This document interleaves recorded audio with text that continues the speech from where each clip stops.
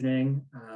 My name is Aaron Klein. I am the Global Education Manager for the College of Engineering. And today we have some great alum from Ohio State from the College of Engineering that are going to be sharing their experiences working abroad and working in the international industry of engineering. With me, I also have my colleague from the OIA Global Gateway Office, Caitlin Whitsman. And this event not only is in partnership with OIA, but also the Brazil Gateway, which Jane is going to share a little bit about here in a moment, as well as Engineering Career Services. So Katie, I'll hand it over to you if you just want to share about what ECS has been doing this week. Hi, yes, thank you, Aaron. So I work for Engineering Career Services, as Aaron mentioned, and each week of the semester, we have a different theme. And this week, our theme is Take Your Job Search Global. And so we're partnering for this panel today that's to talk about working abroad, interning abroad, just life abroad for engineering students. And then tomorrow night, we have another event specifically for international students. And we'll be 5 to 6, also a virtual event tomorrow. If there's any international students on the call today, you should join that as well. But then also our blog post this week, our video of the week, all of that you can find on our website is related to global work, as well as I mentioned, international students working here in the US. Great, thank you so much, Katie. And I'm now going to turn it over to Jane, who works at our Brazil Gateway, who's going to share a little bit about what Ohio State is doing in Brazil. Hello, everyone. Thank you so much, Aaron, Caitlin, and Katie, everyone on the team for putting this event together. For the incredible Brazilian alumni, it's so good to see you all, Matheus. Alex, I think it's the first time I see you like live. And Raisa, thank you so much. When I joined the Brazil Gateway, Matheus was a famous person because his video was all around. Alex is considered royalty because his whole family is a Buckeye. And Raisa was the president of the Brazilian Student Association that she actually founded it at the at Ohio State. So these are very important folks here in Brazil.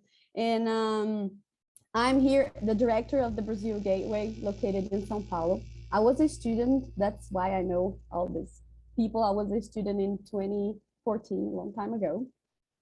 That's about the time the office here in Brazil was established.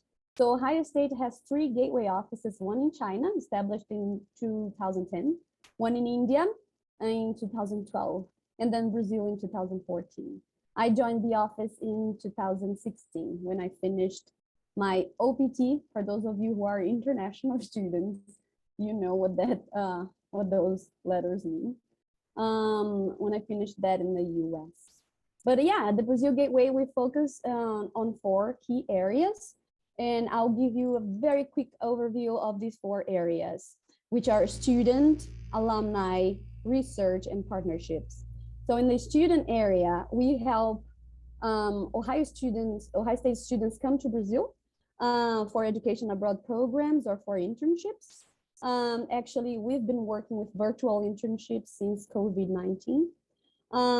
But we also help Brazilians go to Ohio State for undergraduate and graduate and short-term programs. In the alumni area, we try to keep the whole Buckeye family together. There are Brazilians here in Brazil, but they are also everywhere in the world, and we try to help each other and join each other together when we have events like this, for example. We have a database of 1,300 alumni and friends. So these friends, they didn't actually get a degree from Ohio State, but they are Buckeyes because they were at Ohio State for short-term programs such as being a visiting scholar, a postdoc, or an intern. And then in the research area, we try to connect Ohio State faculty with faculty at Brazilian institutions so they can pursue research together, apply for grants together. So in case you think we can help you within any of these areas, please reach out. I will share our contacts here in the chat with everyone. I think that's it. Thank you so much for the opportunity to say some words about the Brazil Gateway. Thanks, Jane. We're really appreciative of your work in Brazil and obviously the global reach that Ohio State has. As Katie had mentioned, with ECS this week being internationally focused, while all of our alumni here today have some connection to Brazil, our hope is that students that are attending this evening can certainly take away the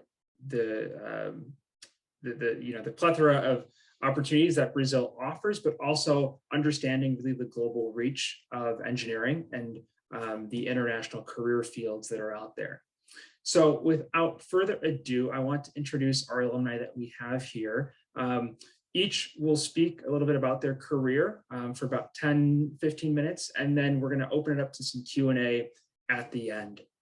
So first we have Raisa Yuka Kacuta, who spent 1.5 years in 2014 here at Ohio State as part of her undergrad degree in environmental engineering from the Federal University of Uberlandia through the Brazilian Science Without Borders program.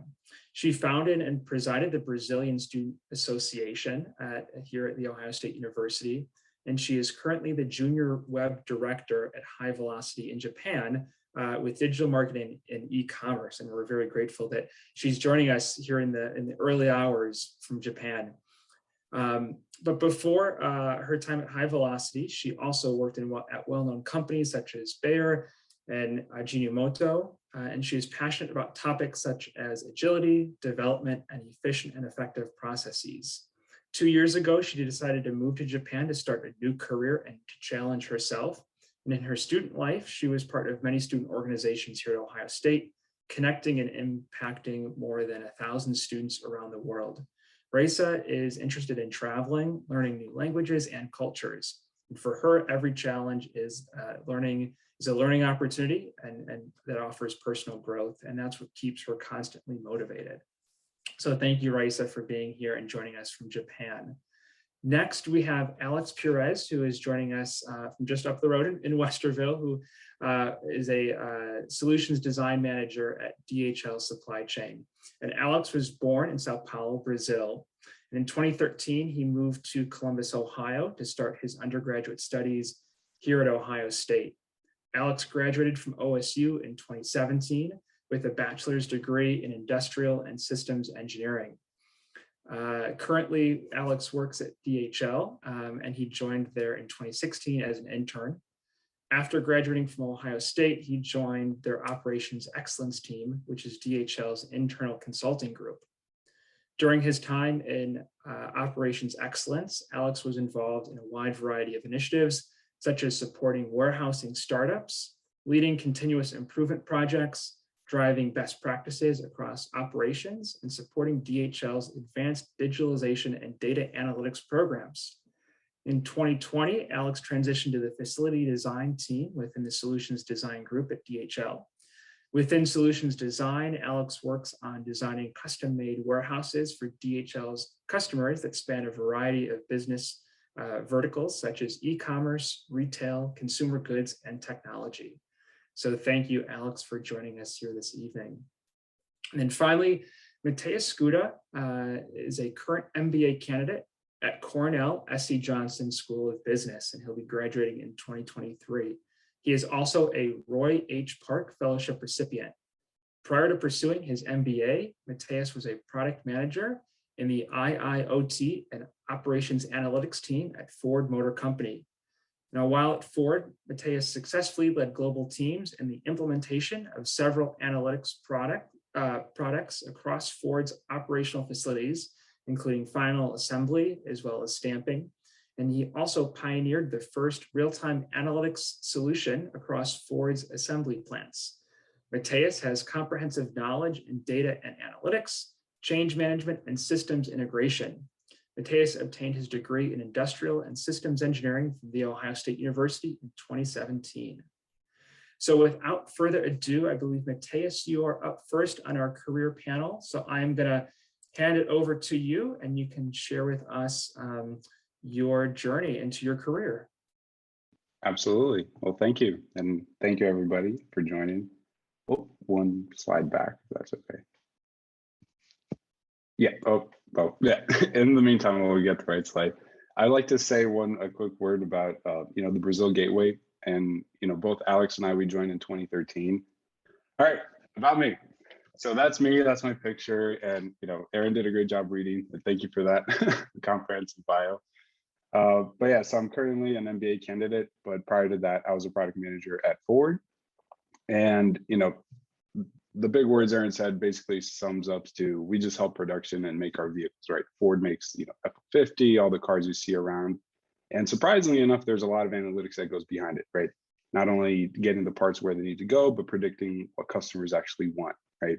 What features and, electrification, Tesla being a big competitor, and now we really need to compete in a further technological level. So that's what my job really entailed. It was really fun. Spent 3 years there right after graduating. And prior to that, at OSU, right, I studied industrial system engineering. However, I was very thankful with OSU because they actually provided a path for me to really explore during my, 4.5 years at OSU. And because there's such a big pressure for undergrads to really understand and figure out what they want to do after only 4 years. And I was very thankful that the resources were provided for me to, work at a startup, work at Abbott, work at a, at Ford Analytics, I entered with them, but also in the heavy manufacturing space with Michelin. So, OSU really does a great job providing, and I was very these resources, and I was very happy that I found my calling in analytics, and kind of had a successful time at Ford.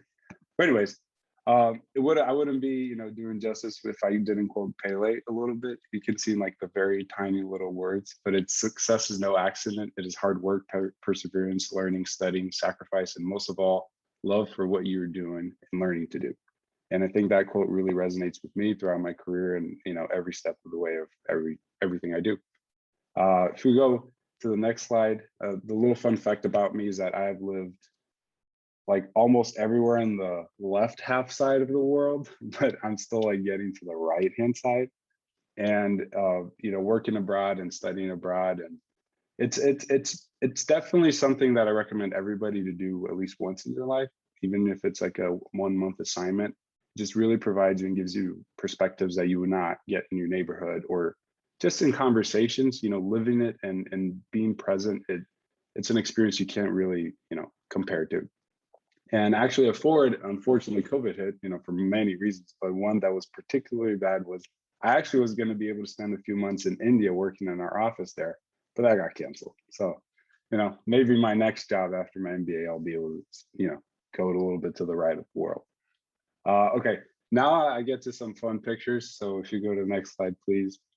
So Buckeye, right? OHIO, and I remember the first picture on the bottom left is, as a freshman, probably everybody here knows, you go to the shoe and the band comes out and you get to walk around the stadium. And I remember, because I grew up most of my life in Brazil, soccer or football, that's what we really, love. So I got to this big stadium, like, okay, it's not as big as Maracanã, from Brazil, but it's okay, I guess. And this sport, whatever it is, right? I really didn't know what it was. So I really thought, I was like, okay, this is a big hype. But then you look at the picture on the right, that's me my senior year, like going crazy. And I think that was a Michigan game too. So you can see the duality right there. OSU also has a very special place in my heart because that's where I met my fiance. Picture, right next to the logo top right. We're gonna get married in May. And she swooped me right off freshman year. So my whole college experience was with her, and I was very thankful for that. Also, the second picture on the top row, that was my first snow day. And, being from Brazil, especially Rio de Janeiro, it doesn't get really cold. So that was definitely some adjustments right there, right? That's the bottom right is me graduating from the College of Engineering. And you can see how skinny and how, juvenile I looked on all the bottom left. And then you can see how I matured to the pictures, maybe some gray hairs on the right-hand side. And then just a picture with Brutus. But yeah, I had a lovely time at OSU, recommend, and until today, I'm an advocate. And through the video that Jane said, trying to recruit as many people to go to OSU, because you really do have a complete package of a bigger city and, great college community and all the resources you could actually wish for. So then after, next slide, please. So after OSU was my time at Ford. And that's my first day, right bottom left right there. Again, I you know, maybe that summer before I started my job, I actually regained some of my, you know, youth. And that's the picture represented there. However, you know, being from Brazil, I told myself I will not live in somewhere colder than Ohio. I moved to Michigan. And, you know, 2 weeks into my job, I get a snow day that we get, I think, a foot and a half of snow. I'm like, oh my God, what am I doing? And if I keep going to that logic, I think my next step is, you know, I went Rio, Ohio, Michigan, upstate New York, then it's Canada, maybe Alaska when I retire. We'll see. That's a picture with you know, Jim Hackett, our old CEO. It was really fun. Got to meet him a couple times. Ford also had a surprisingly big Latino presence, and I was surprised to find, you know, call a second home in the FHM group. So Ford Hispanic and Latino group, they changed their names right now. And it was really cool because we got to hear a lot of perspectives of, you know, just contribute to the community, but also educate a lot about what the Latino community is and, you know, who we are.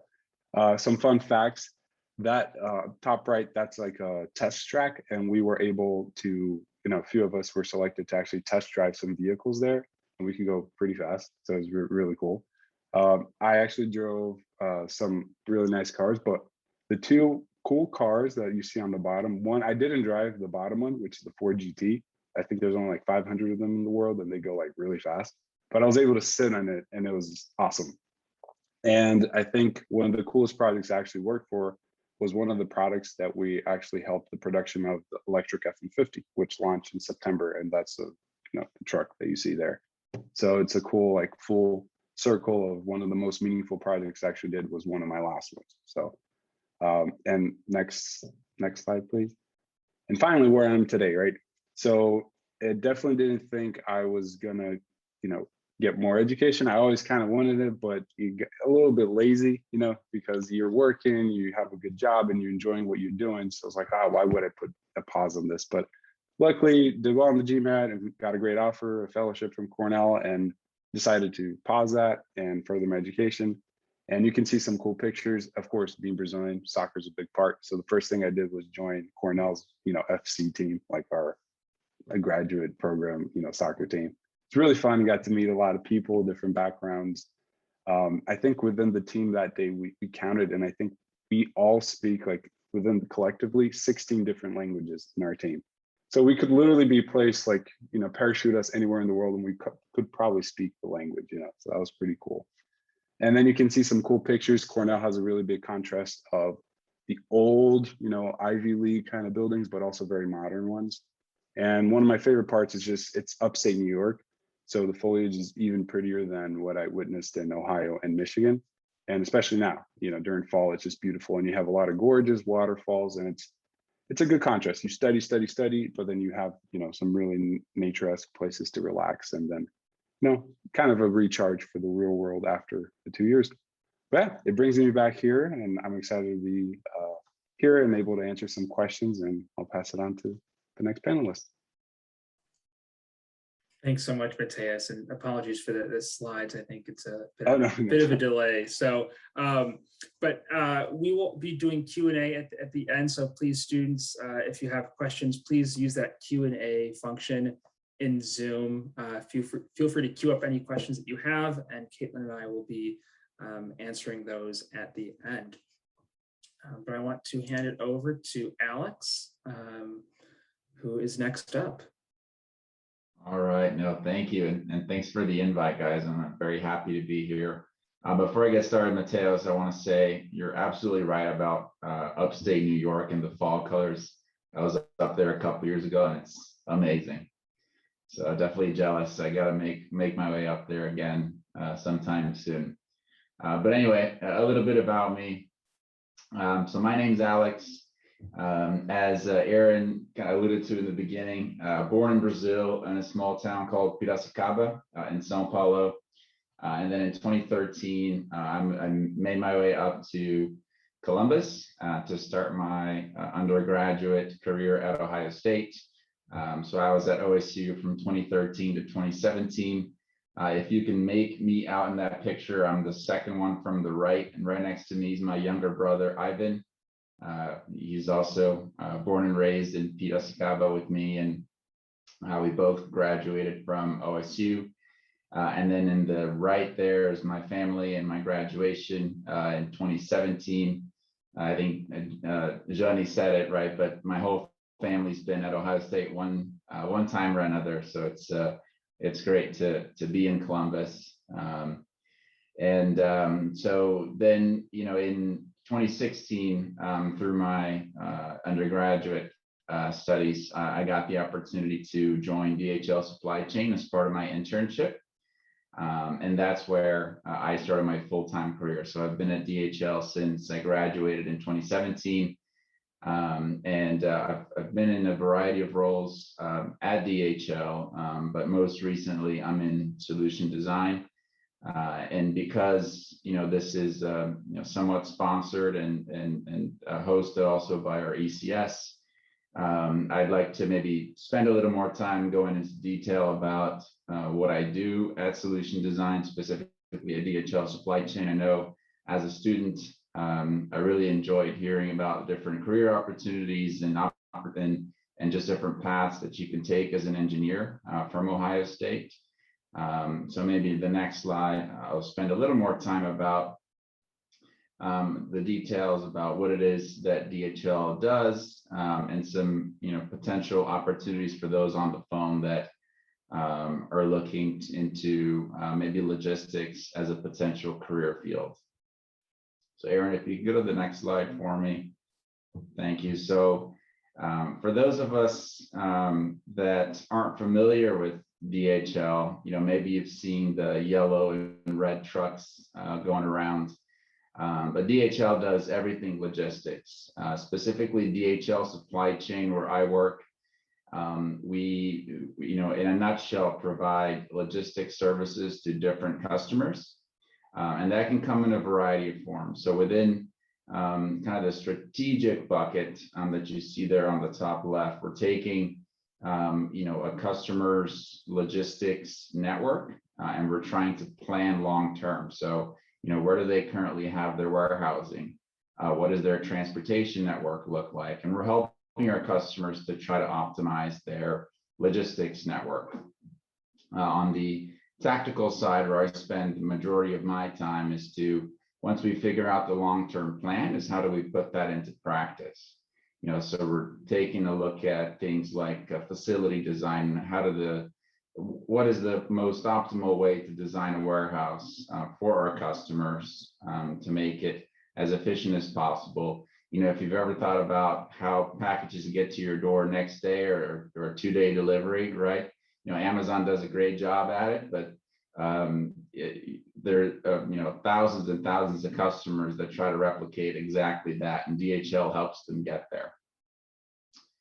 Operationally, right, once that long-term plan, the strategic plan is put in place, and we figure out what it is that we want to do, then somebody's got to actually do it, right? So, operationally, DHL runs the warehouses and the trucks for our customers.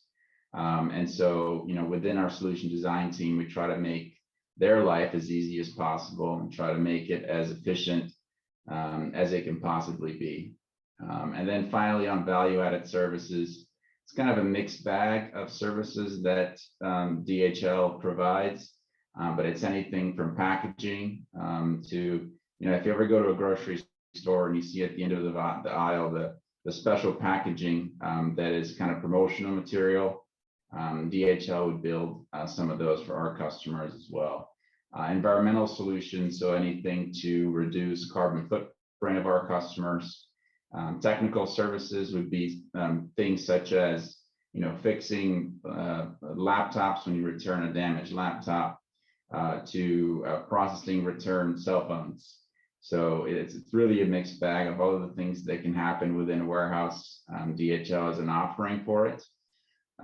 So I guess in a nutshell, right, as you're looking at all the different things that DHL does, it's really holistic, and it's a really exciting place to be and a place to work. So as you're thinking about potential future opportunities, particularly as an international student, DHL is always looking for a diverse set of skill sets and experiences. So if you have any questions or if you'd like to learn more about DHL or a future opportunity, feel free to reach out. My contact is at the bottom there. And I look forward to the rest of the call, or hopefully get the chance to answer some of your questions. Thanks so much, Alex. And we will be sending out these slides as well for students, those that attended. So I'm just going to do a quick stop share here and then pull up Raisa's presentation.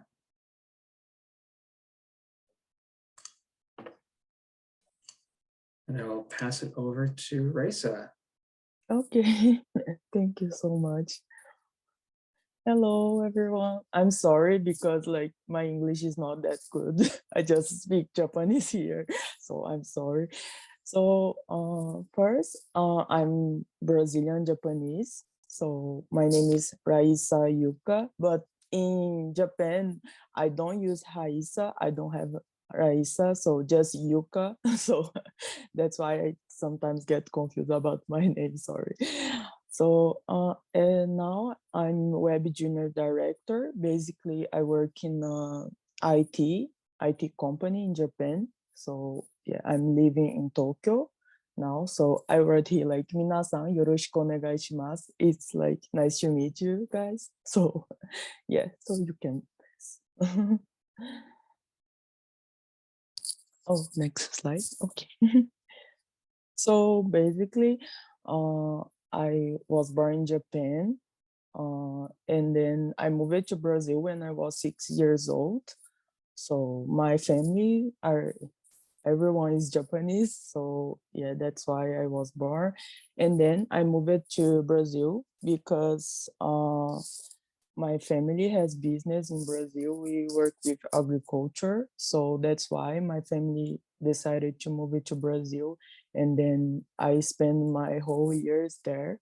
So I studied in Japanese schools and also in Brazilian school in Japan. So that's why I could speak both languages since I was a child. So yeah.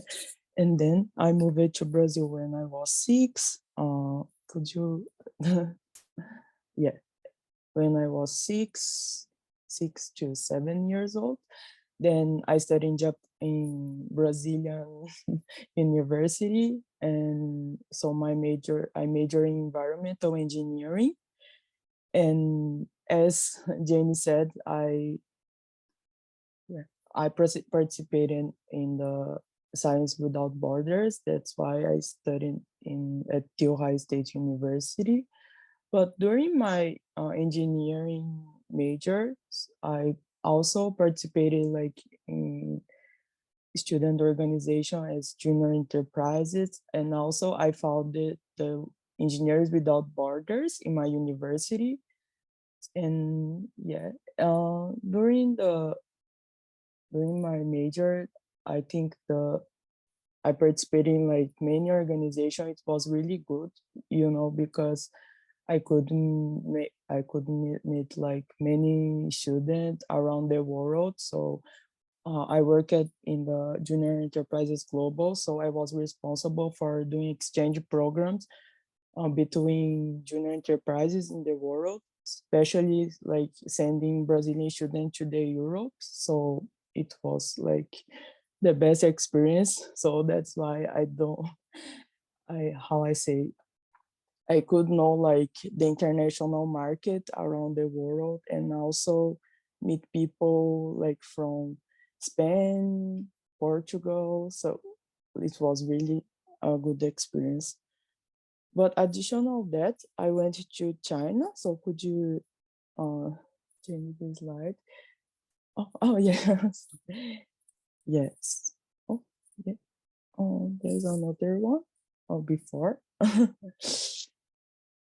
So during my second year, I went to China for volunteer work by ISX. So there I was studying Chinese, so actually I can speak Chinese. And then I went to China for volunteer work to teach English for elementary students. So it was like only basic words like fruits, colors, so it was really easy.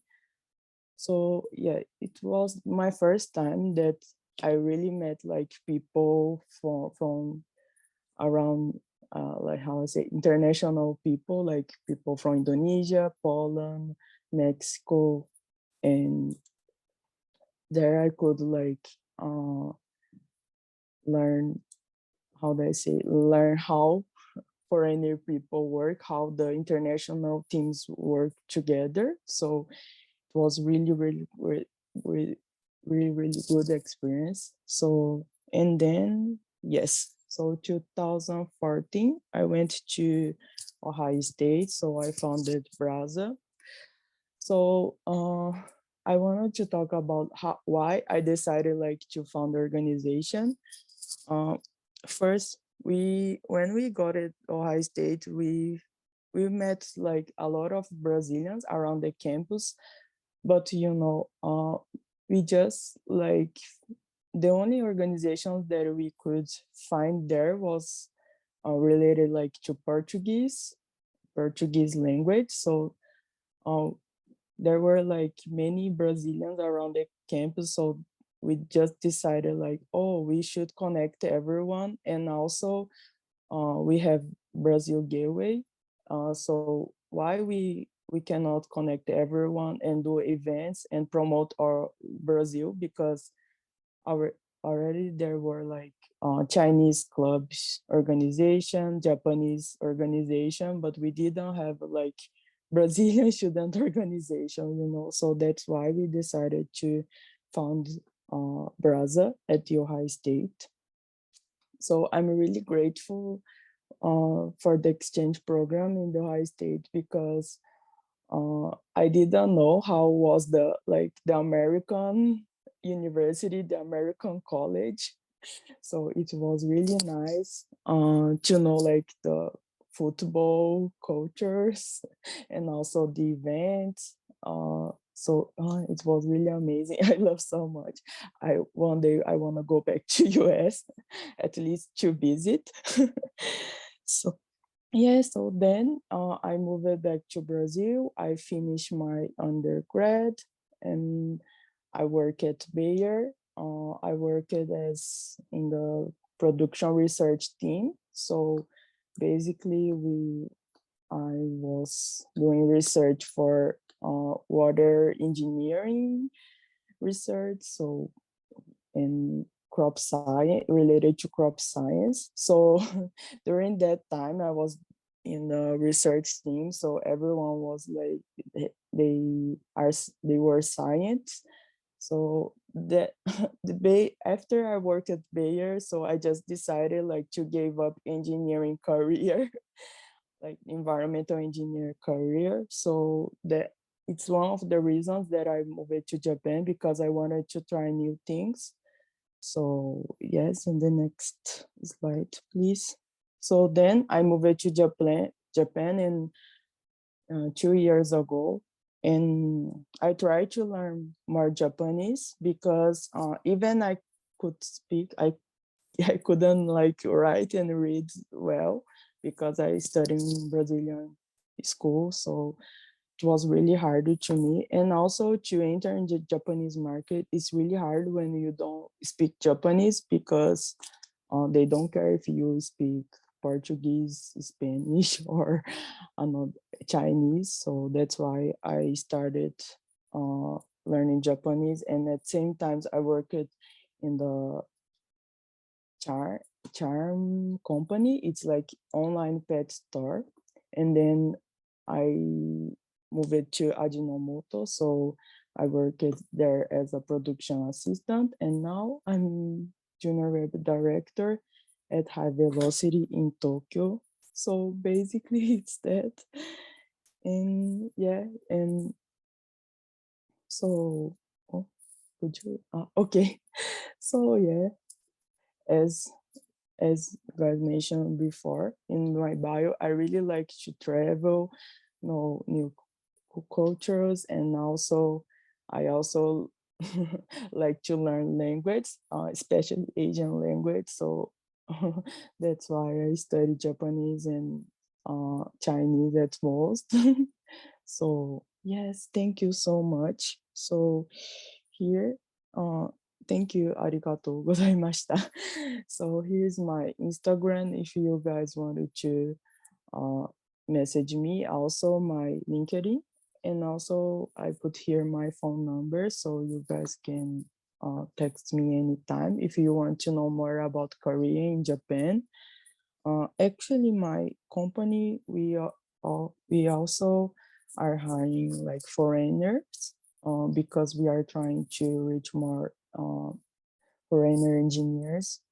So if you guys want to know more about opportunities in Japan, how to get visa, how to study Japanese, what the requirements that you need to enter in Japanese market. So just text me. Thank you so much. Thanks, Raisa. And I forgot to introduce our other panelists as well, Caitlin, who has helped put this together. So Caitlin, I'll let you introduce yourself before we hop into the Q&A. Sounds good. Hi, guys. I'm Caitlin Whitsman. I'm the program and event coordinator for the Global Gateway. So I work with all of our offices in India, China, and Brazil on various programming events. And then our office also merged with international partnerships. So we work with universities and companies all around the world to build on relationships and increase the global reach for Ohio State. And yeah, thank you guys so much for being here tonight. I've really enjoyed hearing about your presentations. And I know Aaron and I have some questions and some things that we'd like to dive into more. And I see we have a question from one of the students on the call. Let's see. So one question we have, and I'm going to tie this into another question we have, and any of you can feel free to jump in and answer, but what advice would you give to current Ohio State students to help maximize their experience? And then also, are there things that engineering students or international students can be doing on campus to sort of jumpstart their career, get an internship, that sort of thing? So if any of you can jump in. I can take a first stab at it. All right, so first question was, what can current students do to have a better experience, or okay. So if I were to go back in time and tell myself to do a couple things differently, I think there would be 3 things. The first one for current students, and I think it's very important to state this, and I think it'll go from hardest to easiest, is don't compare yourself to your classmates or others, whatever they're trying to do, whatever internship they're trying to get, whatever their desires are. Realize that yours, even if it's very similar, it's still different. And don't try to just, okay, everybody's going into consulting, I have to do this. Really try to take a step back and understand who you are, what you want to do. And it's a very hard question to actually, understand the depth of it and really grasp it when you're 18, 19, right? And you all this peer pressure because, I got to get as much money to pay student loans. No, it's really about happiness. And I know it sounds cliche, but it really is. So that's one thing I would do different. The second one is surround yourself with people. Yeah, be social, have your fun, but in terms of careers and maximizing the learning aspect, try to surround yourself with people that actually want the best for you, and not or neither like good or bad for you, just people that can actually elevate you in whether it's studying or exchange of ideas. Don't go to yes, have all your friends you want, talk to everybody you can, but for the people that you share news, or you're trying to get a job together, try to get people that actually are in your side and your team. And that's really important because you're already dealing with so much social pressure when you're in college, and you have already all these aspirations, and Ohio State's a very big school and it's a great program in engineering. So knowing exactly what you want to do and who can get you there or help you get there is very important. And finally, don't think all the classes you take, even if they can be boring or the professors aren't great, there's always a reason why it's in the curriculum. And although things in the real world are not cookie cut, like sometimes some class, exams can be, it's all interconnected. So trying to find that interconnectivity between what you take is really important too. But those would be my three, like what I would tell myself again.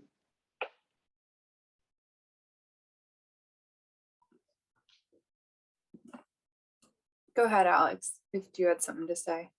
Yeah, no, that's great advice. One thing on the topic of how to maybe jumpstart your career, I would also add, try to put yourself out there, as much as possible. So, at Ohio State, there's great opportunities, and ECS, helps a lot with, putting out the career fairs and sending out job opportunities, company info sessions.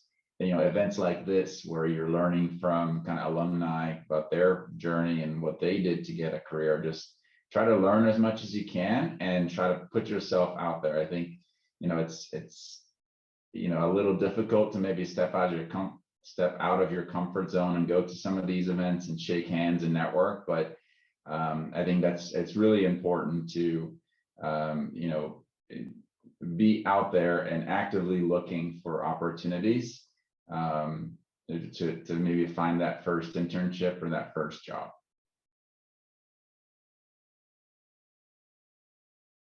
Okay, for me, the advice that I will give is like to try to participate in student organization and also learn language, because if you want like international career, because I feel like Ohio State, you guys have a lot of opportunities, a lot of clubs. And if you compare like to Japanese students, for example, Brazilian students, we don't have like so much opportunities, to participate in clubs and learn new language. Because I remember when I was at the Ohio State University, so I had the opportunity to take Chinese classes and also participated in like Spanish clubs. So I think like if you compare to the universities around the world, you don't have like this much opportunities.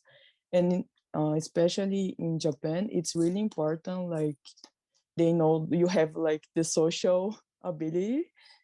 So yeah, this is the advice that I will give you if you are current student now. Yes. Thank you. This could go for really any of you, but do you notice like cultural changes in your work that you do, whether it be engineering or another field, based on the country, like whether it's Brazil, Raisa for you, Japan, or the US? Because are there industry changes or differences among the different countries?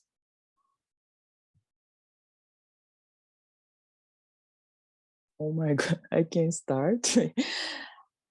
So basically, for me, I didn't expect like how Japanese work. So when I was in US, I think was okay. Like it's really similar if I compare to Brazilian and Americans. But if I compare like American like to Japanese, the big difference, it's like Japanese are not sociable. It's really hard like to connect and be friends. So because they really separate, oh, we are co-workers, we are not friends. So we don't share like social SNS and we don't share phone numbers. And Japanese really work. So they don't lose time. They also don't care too much about life out of work. They just focus on work. So I think this is the biggest difference that I'm facing now. And like Japanese are really crazy. Like they start working 8 and they leave the office around 11. But I'm the first, so because I care about my life, my mental health. So and it's not like only this company. I worked like in 3 companies already, and it's same. So Yes, it's the biggest difference. But I think the best thing to know, like, even you work with uh, Japanese or Brazilians, the best thing that uh, I learned about like cultural difference is like you have to be yourself, like uh, don't be shy, like to be Brazilian, like to be what you are, because in my first job I was really, how do I say, I felt really bad, because oh my gosh, I want to be friend, I want to talk to them, um so I tried to be more Japanese than Brazilian, but I feel like we have to be ourselves, so it's the best thing, and just respect the cultural differences. Yes.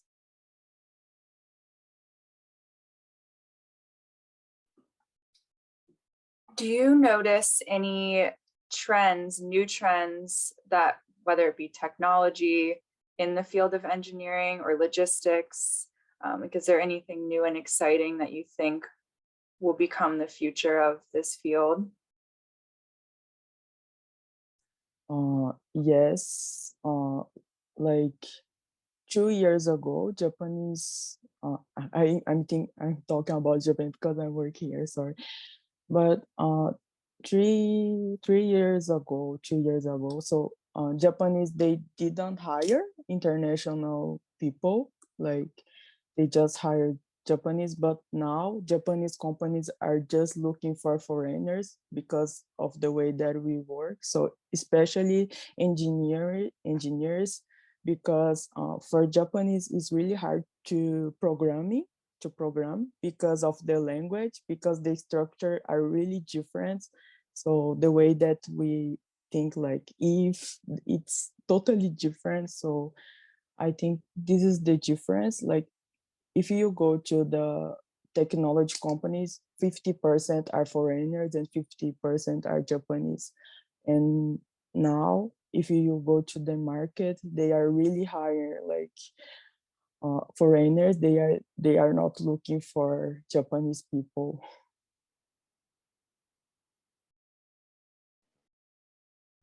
I will add to that, and I might be a little bit biased because I came from the analytics field, but analytics is definitely a big buzzword that's been thrown out around, but it's becoming more prevalent in every aspect of business in any field, in any pillar of any company, from HR to actual high tech to manufacturing, right? Everything will, analytics will touch, if it doesn't already, every single aspect of any business.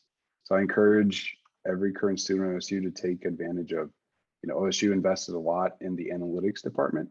So, as a elective, or even if it's a requirement or not, try to take one course. It doesn't have to be hard coding. Analytics is more than that. It can just be concepts and learning how to apply it and how to think that way, because that will be a tool that you'll leverage and you will definitely use.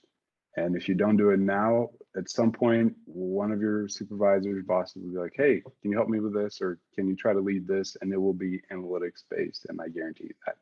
So definitely a trend that I see out there, and then we should be proactive about.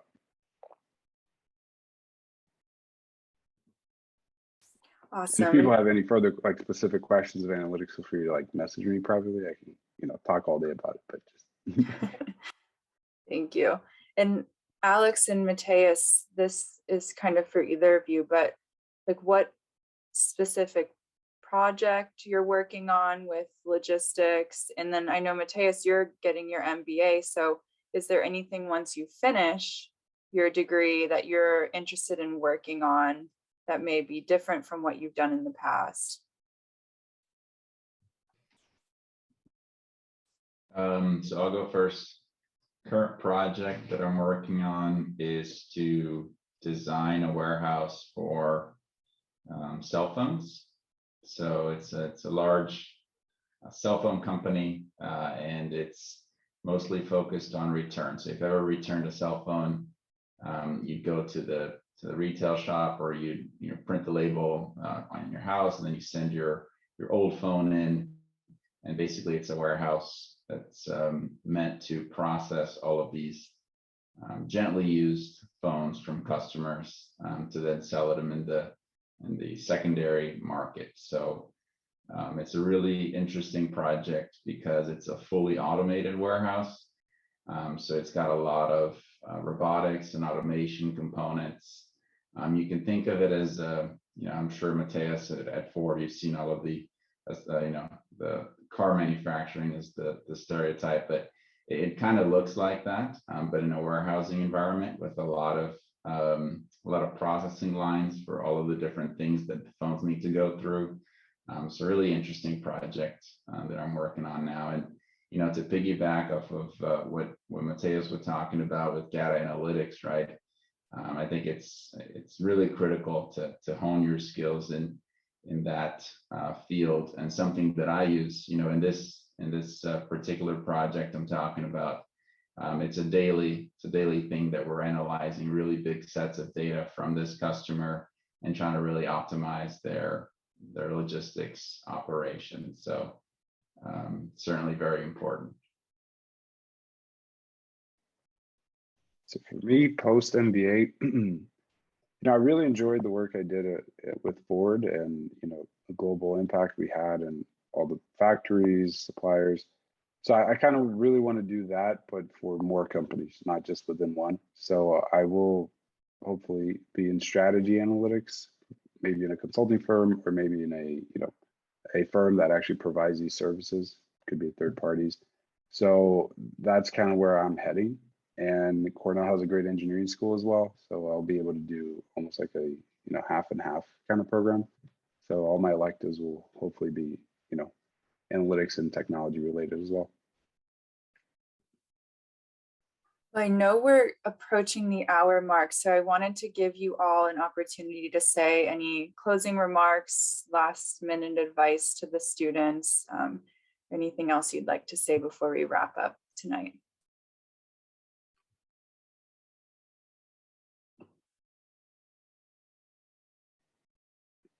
I could go. All right. What's I know we have quite a few participants, but is it all incoming students, current students, freshmen all the way to seniors? What's their range kind of? It really spans. So we have, perfect. It spans all academic disciplines, as well as international and domestic students. Okay. So the one thing I want to leave everybody with is, take the pressure off of you. I remember being in college and of yourself, and it was a lot, trying to figure out what you want to do, what you want to recruit for, what classes stay, really take a deep breath and just remember this one bit, right? You're in let's say everybody here average is age 20, right? You're going to work for what, 30, 40 years until you retire, right? So, and then I think Social Security and everything, our Roth IRAs and stuff are all pushed to like 70 or 68, whenever you can start, right? So even if we take from our 20s to our 30s, right, 10 years to just explore and really try to find out what your location, where your calling is, whatever it is, even if you just explore for 10 years, you still have another 30, 40 years until you can actually retire to actually have a career. So I don't say that so everybody in this call like quit school and just go surfing or that's not the intent of this message, but it's just take a deep breath. There's a lot of pressure on you, but realize that even if you don't find your path right now, really take that time, because you have that time. And like I said, even if you start when you're 30 or late 20s, it doesn't matter. You're still going to work for 30, 40 years, hopefully less, right? If ever create a unicorn startup, whatever, become a billionaire. But yeah, just take a deep breath and just be very happy where you are right now, your accomplishments to be at Ohio State, and your future is bright. You have a great seal in your curriculum, so just relax.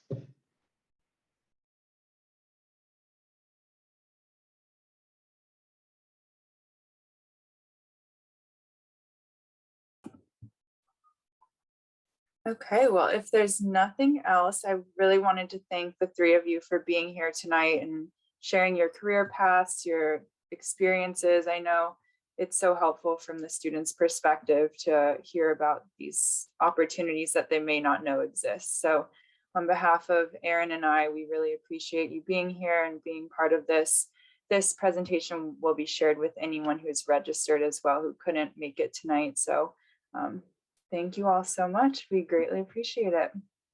And I know Aaron put our next event in the chat, so anyone here who's interested, the link to sign up is there. Thanks, everybody.